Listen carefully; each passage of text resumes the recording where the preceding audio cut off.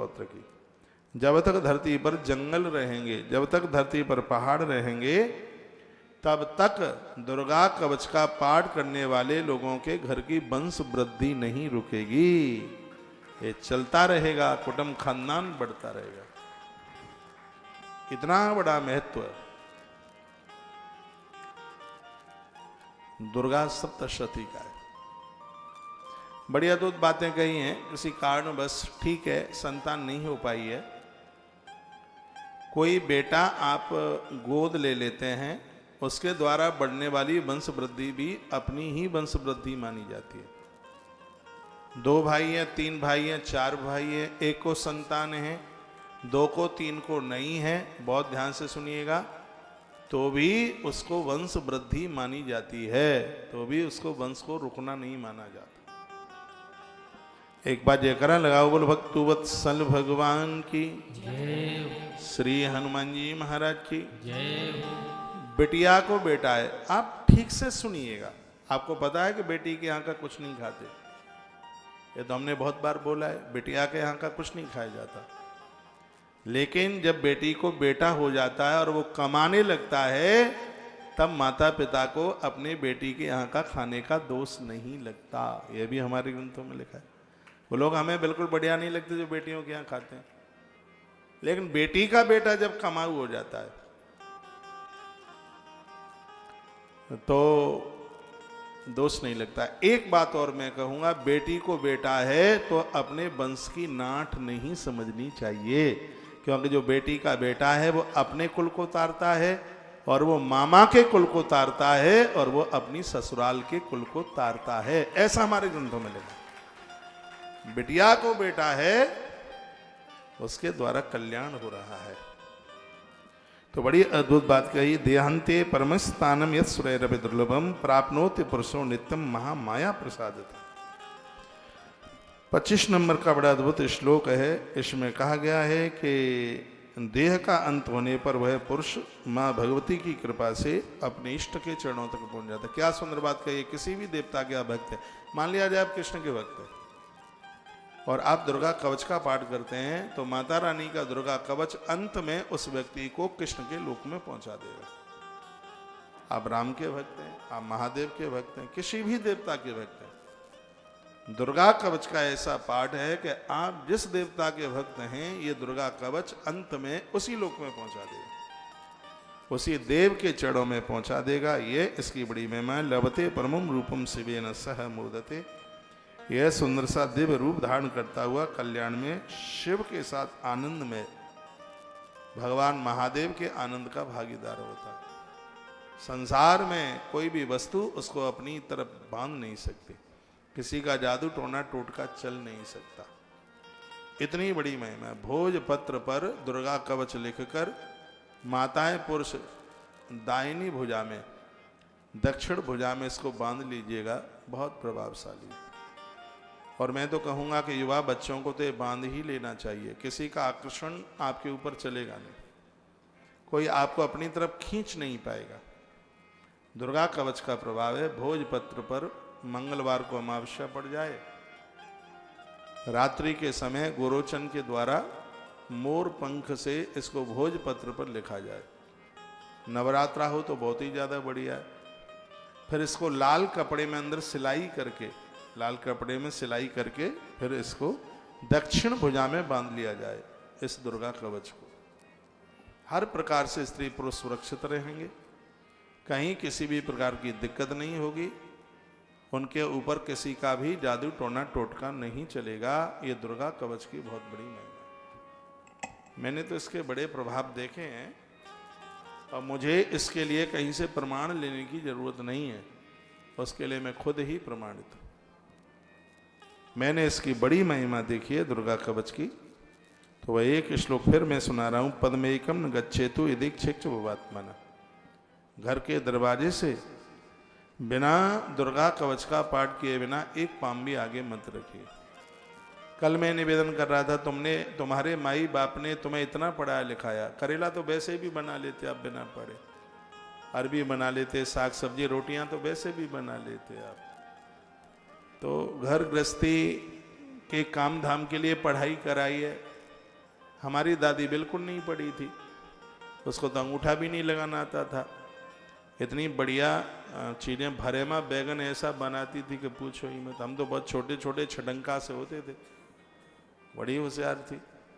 तो आप घर गृहस्थी चला रहे हैं, इसके लिए आपके माता पिता ने आपको नहीं पढ़ाया, फिर आप अपने कुनबे को परतंत्रता से स्वतंत्र कर सके, उनका कल्याण कर सकें, उन्हें मनुष्य बना सकें, नारी का इसलिए योग्य होना बहुत ज़्यादा जरूरी है। हाँ, मोबाइल चलाइए, मैं क्यों मना करूँगा, लेकिन बच्चों के लिए पूरा ध्यान दीजिए। आपका पूजा पाठ बहुत ज़्यादा लगता है और ये सब चीज़ें होती हैं। कर्म कांड बड़ा प्रमुख है। हमारे वेद में सबसे ज़्यादा तो मंत्र कर्म कांड के ही है। ज्ञान कांड के 4000 हैं, भक्ति कांड के 16000 हैं और कर्म कांड के मंत्र हैं 80,000,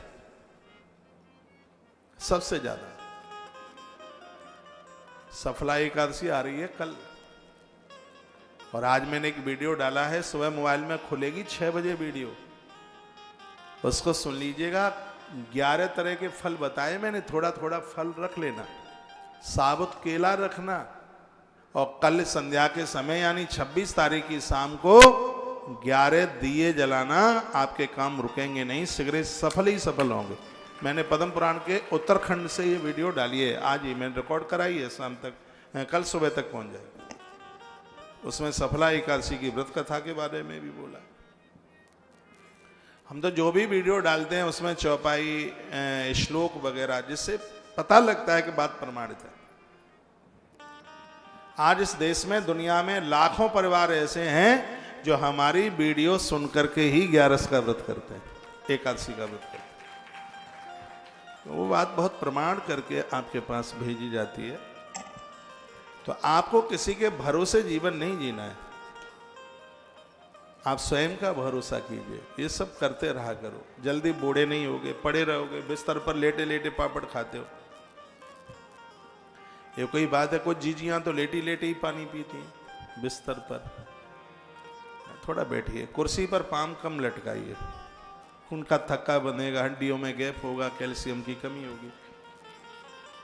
मैं बहुत कम कुर्सी पर बैठता हूँ, यहाँ मैं आसन लगा के बैठा हूँ, ये मेरे लिए बहुत फायदेमंद है। मैं ज़्यादातर ऐसे आसन लगा के ही मैं बैठता हूँ। एक छोटी सी और आदत हो गई है मुझे, नीम करोली बाबा का आसन लगाने की। नीम करोली बाबा हनुमान जी के बड़े परम भक्त हैं, ज़्यादातर ऐसे वो ऐसे बैठते थे।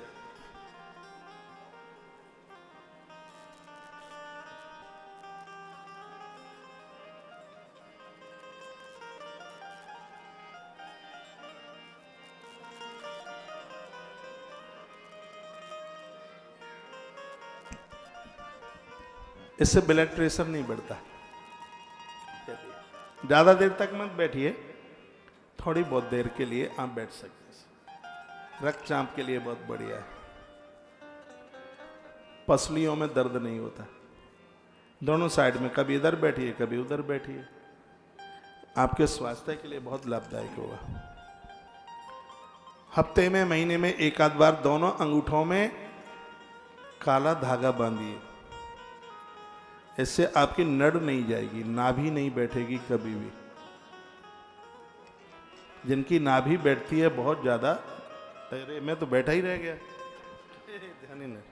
तो आप दोनों अंगूठों में काला धागा बांधें आप, इससे आपके अंदर का तंत्र बड़ा मजबूत रहता है। मेरी लैंग्वेज बंगाली भाई बहन समझ में आ रही है? धन्यवाद। और भालो बोलो बांके बिहारी लाल की जय हो, श्री हनुमान जी महाराज की जय हो। एक छोटा सा गीत सुना दूं, फिर मैं आपको, फिर कथा में मस्ती के साथ मैं चलता हूं। आज कुछ लिख लिया है हमने और वो आपको सुनाई देते हैं। तालियां बजाओगे? अभी नहीं, गीत गाएं तब। कभी माता जोता वाली का दर्शन करने के लिए जाइएगा, बड़ी अद्भुत है माँ, जहां पर अभी तक ज्योत जल रही है, अनादि काल से बुझी नहीं है। 51 पीठ में से माँ का नाम आता है। स्वर दो। पहाड़ों से दौड़ी चली आनी।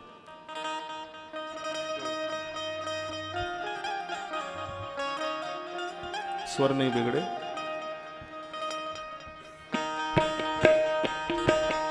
ताली।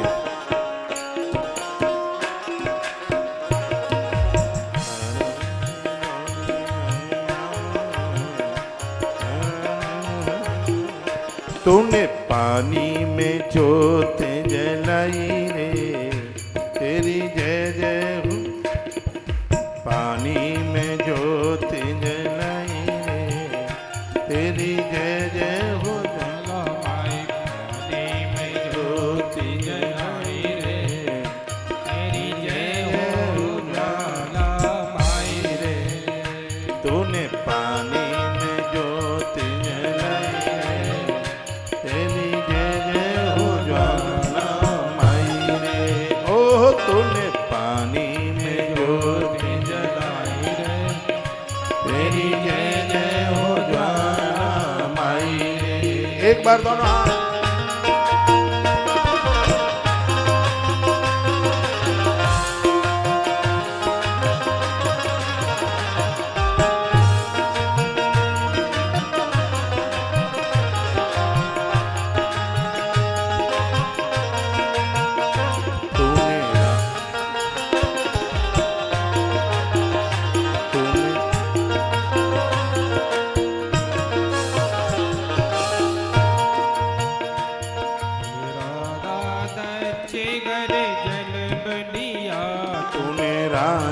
दक्ष घर जन्म लिया, शिव शंकर के संग ब्याह किया। शिव शंकर के संग ब्याह किया।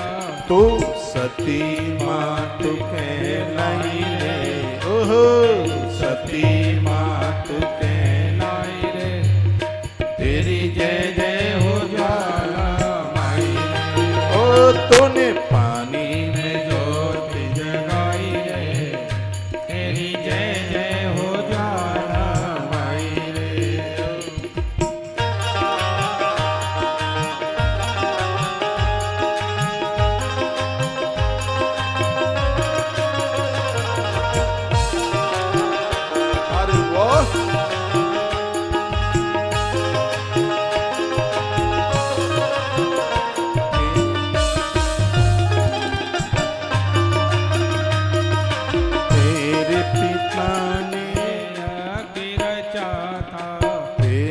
पिता ने यज्ञ रचा था, तेरे बिना ने यज्ञ बुझाता।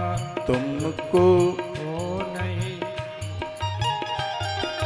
तुमको तेरे पिता ने यज्ञ रचाया था।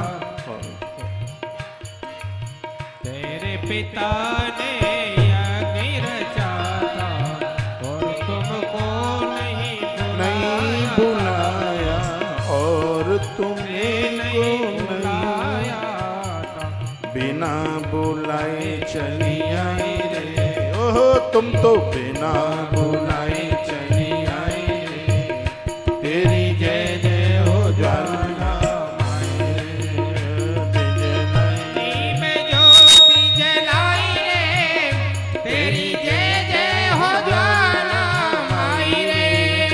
तूने पानी में जोत जलाई रे, तेरी जय जय हो ज्वाला माई रे।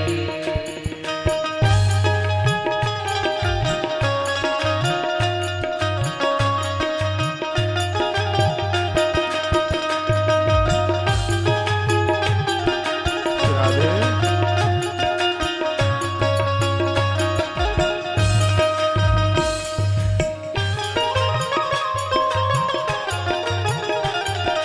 सब देवों का आह्वान हुआ, सब देवों का आह्वान हुआ।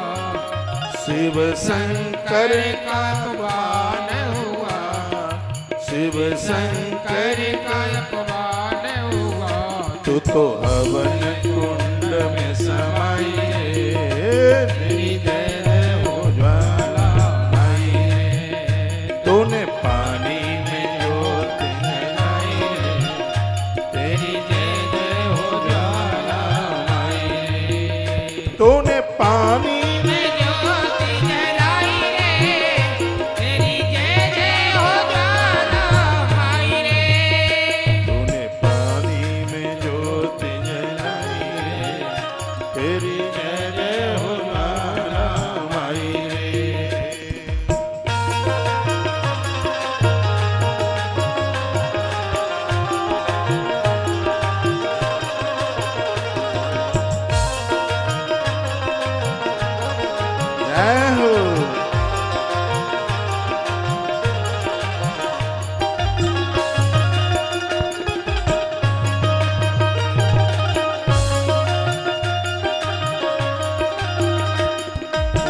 शंकर का क्रोध बढ़ा, शंकर का क्रोध जगा, वीरभद्र जब आए खड़ा, वीरभद्र जब आन खड़ा, कांधे पे सती उठाई तेरी जय जय हो ज्वाला माई रे। कांधे पे सती उठाई तेरी जय जय हो ज्वाला माई रे। तूने पानी में ज्योति जलाई रे, तेरी जय जय हो ज्वाला माई रे।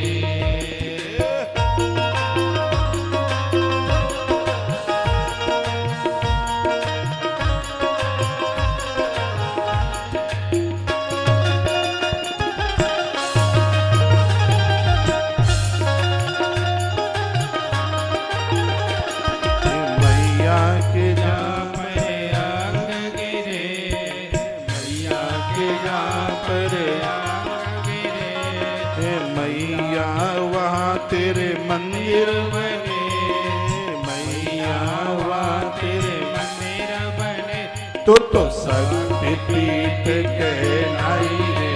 ओहो जय जय हो ज्वाला, तो शक्ति पीठ कहलाई रे, तेरी जय हो ज्वाला माई रे।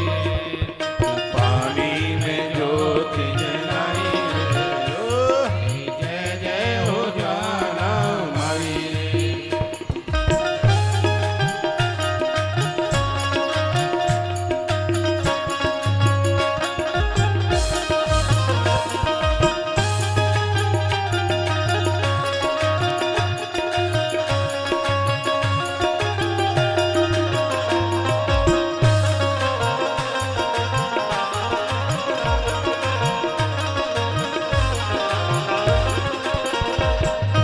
मैया की जहाँ पर जीव गिरी, मैया की जहाँ पर जीव गिरी, मैया की ज्योति जहाँ पर जली, मैया की ज्योति जा पर जली, तो ज्वाला भवानी कहलाई रे।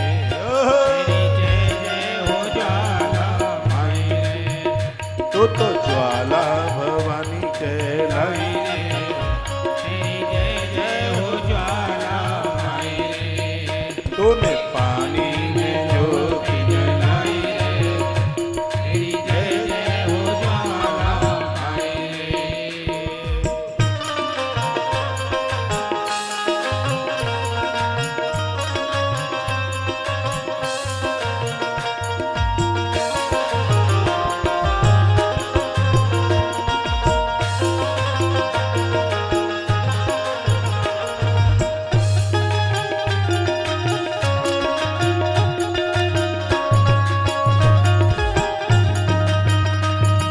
जहाँ पर तेरे नैन गिरे, जहाँ पर तेरे नैन गिरे, हाथ जोड़ कर देव खड़े, हाथ जोड़ कर देव खड़े, तू तो नैना देवी कहाई रे। ओ हो नैना देवी कहाई रे, तेरी जय जय हो ज्वाला आई रे। तूने पानी में ज्योति जलाई रे। ओ तेरी जय जय हो ज्वाला माई रे। तेरे जानी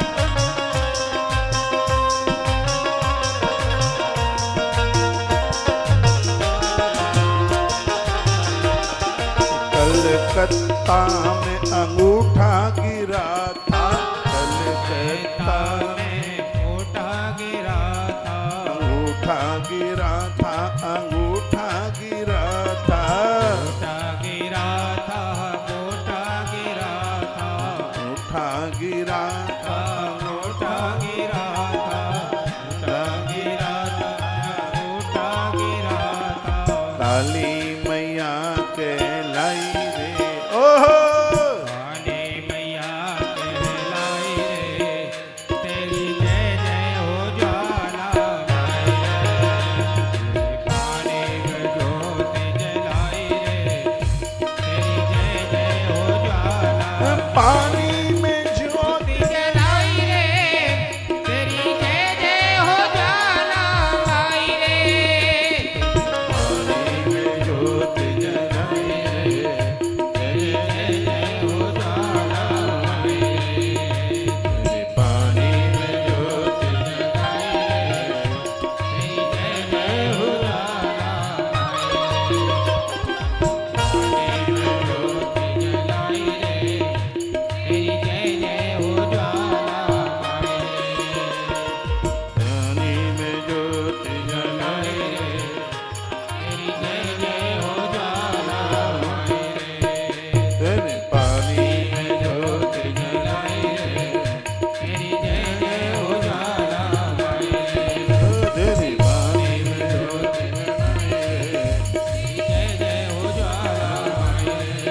तेरे पानी में ज्योत जलाई रे, जय जय हो ज्वाला माई रे। तेरे पानी में ज्योत जलाई रे।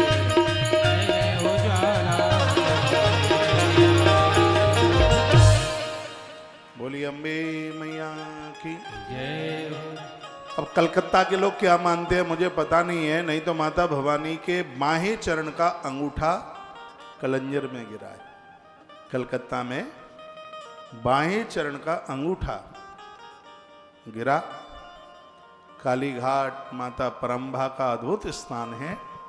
पूरी दुनिया क्या मणद्वीप तक कलकत्ता का नाम है। ऐसी जगह पर आप रहते हैं जहाँ माँ सिद्ध होकर के शक्तिपीठ के रूप में विराजित है। और ऐसे ही माँ के चरणों में अद्भुत श्रीमद् देवी भागवत की कथा और ऐसे समय में चल रही है जिस ऋतु में औषधियाँ बहुत फायदा करती हैं। च्यवनप्राश बहुत फायदा करता है, मुरब्बा बहुत फायदा करता है। ये मुरब्बा उसका आंवले का, इसलिए उसको अमर फल कहा जाता है। तो जब ये चीजें इतना फायदा करती हैं इस ऋतु में, तो भगवान की कथा क्यों फायदा नहीं करेगी? बहुत फायदा करेगी। साधु पृष्ठम महाभागा लोकानां हितकाम्यया सर्वशास्त्रस्य यत् सारं तद्देव वक्ष्याम्य शेषतः। संपूर्ण जगत के कल्याण के लिए भगवान वेदव्यास ने श्रीमद् देवी भागवत ग्रंथ की रचना की है, जो कि ये सबका कल्याण करती है कथा। और ये बड़े पुण्य होते हैं, बड़े भाग्य होते हैं, तभी यह सुनने का सौभाग्य प्राप्त होता है। नवहा यज्ञ संपूर्णे परीक्षित भूपति देवरूप धरो दिव्यासालोक्यम तक। वर्णन है कि जिसने अपने जीवन में 9 बार श्रीमद् देवी भागवत की कथा सुन ली है, 1,00,000% उस व्यक्ति को लेने के लिए भगवान का विमान आएगा, ऐसा व्यास ने लिखा है। पूरी कथा 9 दिन की 9 कथा, 9 दिन का अनुष्ठान पूरा होता है। अब टाइम नहीं था, मन में बात रह गई है, लेकिन ये उधारी है। कभी नवरात्रा के समय पर 9 दिन कलकत्ता वाली मैया को पूरी देवी भागवत सुनाएंगे। इसमें 2 दिन कम रहे, क्योंकि भारत में जितनी भी शक्तिपीठ हैं वहाँ मुझे देवी भागवत सुनानी है। कई जगह मैंने सुना दी है, बहुत जगह बकाया भी है। तो उसमें माँ काली कलकत्ता वाली मेरी बड़ी श्रद्धा है उसके प्रति। हाँ, जब मैं कलकत्ता नहीं आया उससे पहले से भी इतनी श्रद्धा है कि पंजाब में एक जगह पड़ती है पटियाला, और वहाँ भी माता कालका का, काली माई का बड़ा अद्भुत मंदिर है। तो मैं वहाँ, मैं गुरुजी के आश्रम में रहता था अम्बाला, तो वहाँ से वो ज़्यादा दूर जगह थी नहीं। तो ऐसा बताते हैं कि जो नित्य कलकत्ता महीने में, प्रत्येक महीने में आते हैं, वो एब्सेंट नहीं होने देते। उन्हें कलकत्ता आना ही है काली माई को। देश के ऐसे बहुत लोग हैं जो यहाँ हर महीना दर्शन करने को आते हैं। तो जब कभी उनको वहाँ तक पहुँचने के लिए टाइम नहीं मिल पा रहा है तो ऐसा बताते हैं कि कोई पटियाला में माँ कालका का दर्शन कर ले तो उसकी कलकत्ता की यात्रा पूरी हो जाती है। मैं तो ज़्यादा इसलिए नहीं बोलता हूँ कि लोग कलकत्ता आना बंद नहीं कर दें, इसलिए नहीं तो उसकी बड़ी महिमा है, उसकी तो बहुत महत्व है।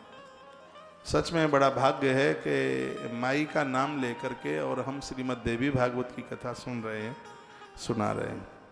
अष्टादश पुराणानां मध्ये सर्वोत्तमं परम देवी भागवतम नाम धर्म कामात् मोक्षदम। 18 पुराणों में श्रेष्ठ पुराण है श्रीमद् देवी भागवत। कथाएं इस समय कलकत्ता में बहुत चल रही है। जैसा कि मुझे आज कोई सज्जन बता रहे थे, रामायण चल रही है, भागवत चल रही है, और भागवत तो बहुत चल रही है। अंदाजा लगा करके देखिए इस कथा के अलावा कोई देवी भागवत तो नहीं चल रही होगी। श्रीमद् देवी भागवत माई की कृपा से ही, माँ की कृपा है तभी ये कथा हो पा रही है। और देखिए कुछ ऐसी पहले से कुछ ऐसा नहीं था। मैं इधर आया सिलीगुड़ी और वहाँ नज़दीक कहीं आना हो, अरे मैं झारखंड आया तो यहाँ आसपास आकर के कलकत्ता पहुँचने का मन हो ही जाता है। यहाँ तक आया, फिर सोचा कि यहाँ तक आए हैं तो थोड़ा सा अपनी स्टेयरिंग मोड़ते हुए और कलकत्ता हो करके फिर वृंदावन चलते हैं। तो माई ने बड़ी कृपा कर दी है और मैं बड़ा खुश हूँ देवी भागवत की कथा कह करके। अभी तो आज दूसरा ही दिन है, जैसे जैसे दिन बढ़ते रहेंगे बहुत आनंद होता रहेगा। यह शृण्वन्त सना भक्ता देव्या भागवतीम कथम तेसाम सिद्धृण दूरस्था तस्मा सेव्या सदा निवे। कहते हैं कि जो लोग श्रीमद् देवी भागवत का पाठ करेगा उसको सिद्धियां चल के आ जाएंगी। सिद्धियां बहुत है। एक सिद्धि तो ऐसी है वो कान में बोल जाती है, कह जाती है। नाम तो उसका ऐसा ही है, कर्ण पिशाचिनी है। तो ये सब चीजें आप करना नहीं, आपके मतलब की चीजें नहीं है। साधक लोग करते हैं। कर्ण पिशाचिनी एक ऐसी सिद्धि है, सामने से यदि कोई आ रहा हो तो कान में आके बोल देती है कि इस आदमी का आना वहां से हुआ है, इसका नाम ये है और ये तुमसे ये पूछेगा। वो पहले ही कान में बोल देती है आके। ऐसी सिद्धियां हैं कर्ण पिशाचिनी। सिद्धि का दुरुपयोग हो जाए तो खत्म कर देती है आदमी को, किसी काम का नहीं रहने देती। ज्यादातर से दुरुपयोग ही होता है, अपनी मान प्रतिष्ठा के लिए लोग इसको प्रयोग में लेते हैं, जो बिल्कुल नहीं होना चाहिए। सिद्धियां लोगों के कल्याण के लिए होती हैं। सिद्धि तो परमहंस जी के पास में थी, उनके पास तो कई सिद्धियां थी। पूजा पाठ आराधना करते हुए बहुतों को हनुमान जी की सिद्धि मिल गई है। हमने एक ऐसे महात्मा जी का दर्शन किया है, वो मगर के ऊपर बैठ करके नहा रहे थे, उसको पत्थर की शिला बना दिया उन्होंने। लोग देखते रहे, अचंभित हो रहे थे कि ये पानी में इतनी बड़ी शिला। जैसे ही महात्मा जी उससे नीचे उतर के आए तो पत्थर की शिला में से मगर आगे के लिए बहने लगा, चलने लगा। ये देखो, सिद्धियों में इतनी बड़ी महिमा है। संत ज्ञानेश्वर ने भैंसे के मुंह से वेद के मंत्र बुलवा दिए थे। एक पटिया वाले बाबा हुए हैं, मुरैना पड़ता है, इधर पड़ता है मध्य प्रदेश में। उनका नाम ही पटिया वाले बाबा हो गया। जब वो चलते थे, उस जिस पटिया पर बैठ के वो जप करते थे, जैसे उतरते तो पटिया उनके संग संग चलती थी। भारतीय सनातन संस्कृति तो बहुत अद्भुत है, बहुत ज्यादा विशेष है। तो इसमें कहा जा रहा है संपूर्ण सिद्धियां उनके पास आ जाती हैं जो मां की आराधना करते हैं। कभी आप कामाख्या जाइए, इतना तांत्रिक बैठा हुआ है वहां पर, इतनी सिद्धियां। वो तंत्र विद्या पूरी दुनिया में चलती है वहां से। लेकिन ये सब चीजों की आपको जरूरत नहीं है। आप तो सीधे ही भगवान को निलाते रहिए, पूजा करते रहिए। जो इस ग्रंथ की कथा सुनेगा, इसका पाठ करेगा, उनकी सिद्धियां सार्थक हो जाएगी। उनकी साधना में सिद्धि चल के आ जाएगी। लिखा है सर्वयज्ञेषु तीर्थेषु सर्वदानेषु यत् फलम। सभी तीर्थों का फल प्राप्त हो जाता है, सभी प्रकार के दान देने का फल प्राप्त होता है जो श्रीमद् देवी भागवत की कथा सुनते हैं। आप किसी काम से जा रहे हैं कि मन नहीं लग रहा, बस इतना बता दो। काम से जा रहे हैं ना, ऐसा तो नहीं है कि मन नहीं लग रहा हो इसलिए जा रहे हैं, ठीक है। 30 तारीख तक फिर आ जाइए किसी दिन, ठीक है, इंतजार करेंगे हम, कल आएंगे, कल आ जाएंगे। बहुत अच्छा, कितनी अच्छी बात कही है। जो आप जो इस समय श्रीमद् देवी भागवत की कथा सुन रहे हैं, इस कथा के सुनने से क्या मिलेगा? सर्व यज्ञेषु तीर्थेषु, सभी यज्ञ करने का फल मिलेगा और सभी तीर्थों में हाजिरी लगाने का फल प्राप्त होगा। इतनी बड़ी महिमा है इस कथा की। आप सबके घर में श्रीमद् देवी भागवत हो, दुर्गा सप्तशती सबके घर में। एक नंबर की दुर्गा सप्तशती है, वो एक वो चमन जी की भी आती है, लेकिन 100/100 पूरे के पूरे नंबर इस दुर्गा सप्तशती को हैं। ये गीता प्रेस की, इसका टाइप बहुत अच्छा है, इसमें कोई अशुद्धि नहीं है, और सबसे आनंद की बात है कि जो श्लोक है वही इसका अर्थ है। सबसे बड़ी बात है इसमें, ये अर्थ वाली भी आती है। तो आप संस्कृत में नहीं पढ़ सकते हैं तो उसकी हिंदी में आप पाठ कीजिएगा। ये दुर्गा सप्तशती आपके घर में होनी चाहिए। मैं कभी नवरात्रा में आ गया तो मांग लूंगा आपसे, दुर्गा सप्तशती पाठ करता हूं पूरा। ये घर में रखिए, और श्रीमद् देवी भागवत भी अपने घर में। भागवत जी पीले वस्त्र में लपेटी जाती है, सुनिए। भागवत जी पीले वस्त्र में, रामायण पीले वस्त्र में, श्रीमद् देवी भागवत लाल वस्त्र में, और शिव महापुराण सफेद वस्त्र में लपेटी जाती है। इन ग्रंथों को आप वस्त्र में लपेट करके रखते हैं तो इसकी महिमा और ज्यादा है, बहुत ज्यादा है। यदि किसी वक्ता को जो पाठ कर सके उसको वस्त्र में लपेट करके ग्रंथ का दान करते हैं, आपको कई मनों के बराबर स्वर्ण दान करने का फल तत्काल प्राप्त हो जाता है। इतनी बड़ी महिमा ग्रंथ को दान करने की। ग्रंथ का दान बिना वस्त्र में लपेटे नहीं करें, उसको कपड़े में लपेट करके फिर उसको दें।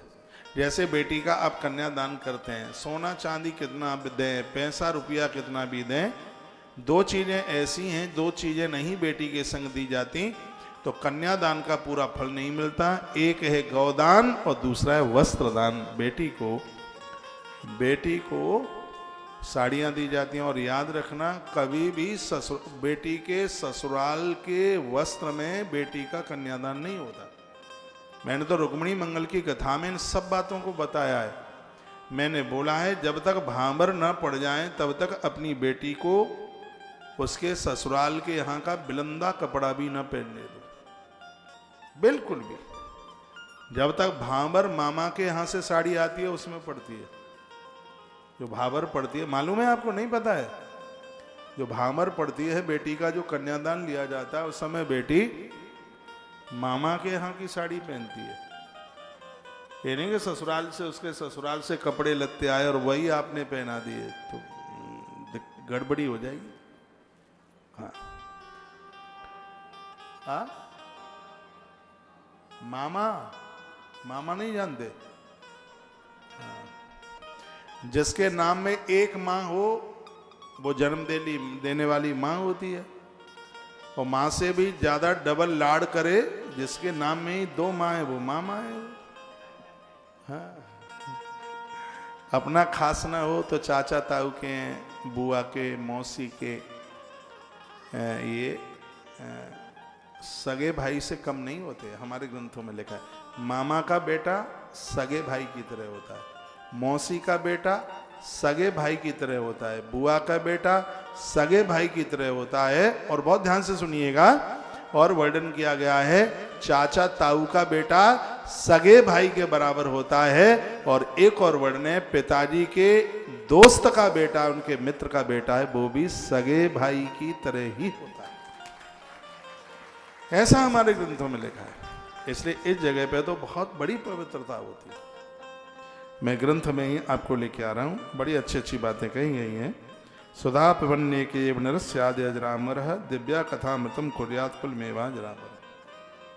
जो देवी भागवत के समृत को पिएगा उसकी कुल परंपराएं भैया अजर अमर हो जाएंगी। मासानाम नियमो नात्र, ऐसी देवी भागवत की कथा है, किसी भी महीने में इसको आप सुन सकते हैं, इसमें ऐसे कोई नियम की आवश्यकता नहीं। सदाशिव सदा सेव्यम देवी भागवतम नरे, इसको सदैव जब भी समय मौका मिल जाए तब इसको सुन लीजिएगा। आश्वने मधुमासे व तपो मासे सुचौ तथा चतुर्षु नवरात्रेषु विशेषांत फलदायक। फिर भी चारों नवरात्राओं में इस कथा का विशेष फल है। एक शारदीय नवरात्रा, एक चैत्री नवरात्रा, एक माघ का महीने में नवरात्रा है और एक आषाढ़ के महीने में नवरात्रा है।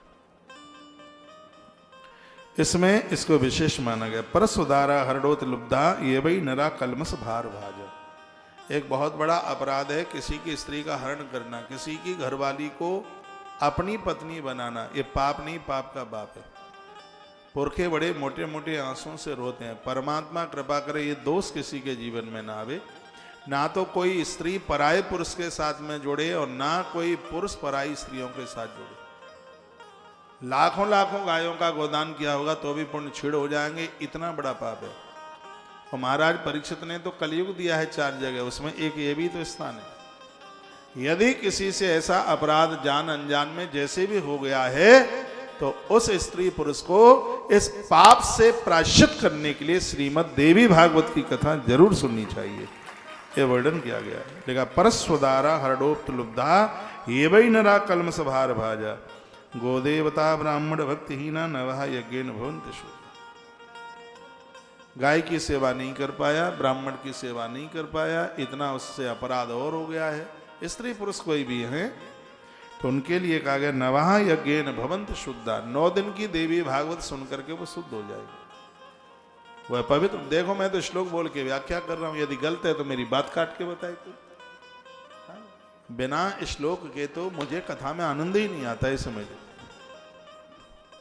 मैं बड़ा भाग्यशाली हूं, इस देश में ज्यादा संस्कृत बोलकर कथा कहने वाले लोग होंगे तो उनमें एक नाम मेरा भी आएगा। बात कोई प्रमाणित कही जाती है तो आनंद होता है। ठीक है। परस्वदारा हरेत लुब्धा ये वही नरा कलम सभार भाजा गौदेवता ब्राह्मण भक्ति ना नवा यज्ञेन भवन्ति शुद्धा। जो मनुष्य दूसरों का धन, दूसरों की पराई स्त्रियां उनके लिए लालायित रहे, उनके साथ गलत संबंध बनाए, पाप के बोझ से दबे हुए गौ ब्राह्मण देवताओं की भक्ति से रहित लोग भी यदि श्रीमद् देवी भागवत की कथा 9 दिन नियम से सुन लेते हैं, धरती पर सोकर एक बार फलियार लेके, कभी कभी तो फलियार वाले दिन लोग ज्यादा खा जाते हैं, इतना खाते पूछो ही ना। पूरा दिन नंदी की तरह मुंह चलता ही रहता, कभी कूटू के पकोड़े, कभी सिंगाड़े की लपसी, कभी कलाकंद खा लिया, कभी कुछ कुछ कुछ कुछ कुछ कुछ, पूरे दिन भर खाते रहते हैं। व्रत का मतलब है कि पूरे दिन भूख का एहसास होना चाहिए। कथा के बाद में मैं बिछौना पर आधा घंटा पड़ा रह जाता हूँ, 4 घंटे की कथा करके जाता हूँ, पेट खाली हो जाता है, दूध बाथरूम में निकल जाता है, तो आधा घंटा मैं पड़ा रह जाता हूँ बिल्कुल। इसमें इतनी मेहनत होती है और वो भी कई वर्षों से उसमें विश्राम नहीं मिला। बहुत मेहनत होती है बोलने में, आंतें खिंचती हैं इसमें। कहीं मैं पढ़ रहा था कि कोई गृहस्थी को स्वीकार करता हुआ उसने 10 बच्चों को जन्म दिया है, तब अभी उसकी ताकत का इतना ह्रास नहीं हुआ है जिसने प्रवचन के साथ में अपने जीवन को जोड़कर जितनी शक्ति, जितनी ताकत उसकी लगी है। बोलने में बहुत शक्ति लगती है, बहुत ताकत लगती है। मैं वही प्रसंग में लेके आ रहा हूं। परस्वदारा हरणे तुलब्धा एवं नरा कलम सभार भाजा गौ देवता ब्राह्मण भक्तिहीना नमः यज्ञेन भवन्ति शुद्धा। कभी ब्राह्मणों से कर्जा मत लेना, मेरी बात मान लो, बातें काम में आ जाएंगी। ब्राह्मण से कर्जा मत लेना, मंदिर के पुजारी से कर्जा मत लेना। जिस नारी का पति दुनिया छोड़ के चला गया है उस वैधव्य नारी से कभी कर्जा मत लेना, और अपनी बेटी से कभी कर्जा मत लेना।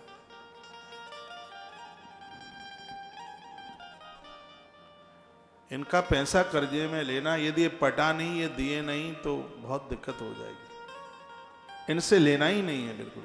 वैधव्य नारी जिसका पति नहीं है दुनिया में, बहुत लोग उसका धन खा लेते हैं। यह लोग परलोक से करे बिगड़ जाते हैं।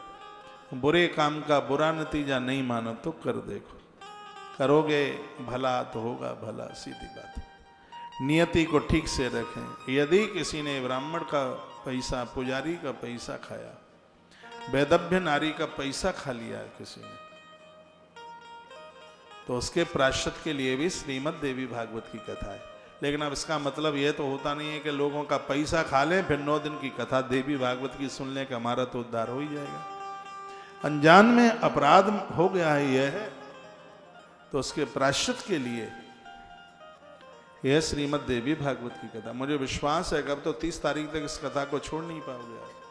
हो सकता है कुछ पैसा आप भी खा गए हो, नहीं पता हो, हाँ, बुआ का, चाची का और पता नहीं किस किस का, हो सकता है, मालूम नहीं होता, गलतियां बहुत हो जाती हैं, ध्यान में तो नहीं रहता। हो सकता है मैं भी खा गया हूँ छोटे में, मालूम नहीं है, पता नहीं है, कन्फर्म नहीं है।